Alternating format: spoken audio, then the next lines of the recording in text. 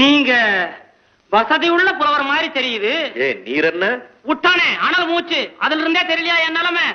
வேகுதுங்க உள்ள.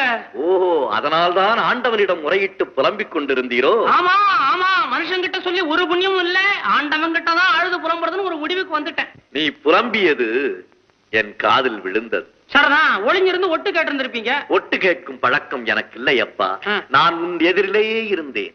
ஓஹோ, சரி சரி, நான் கண்ணை மூடிட்டு சாமி கும்பிடும் போது முன்னாடி வந்து நின்றுப்பீங்க, நான் பாத்திருக்க மாட்டேன்.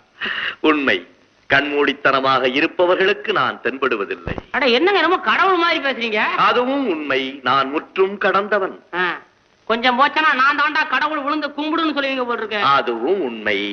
கடவுள் உன்னிலும் இருக்கிறார், என்னிலும் இருக்கிறார். பார்க்குமிடம் எங்கும் ஒரு நீக்கமர நிறைகின்ற பரிபூரணானந்தமே என்று பாடியவனும் உன்னை போல் ஒருவன் தானே. சாப்பிட்டாச்சா?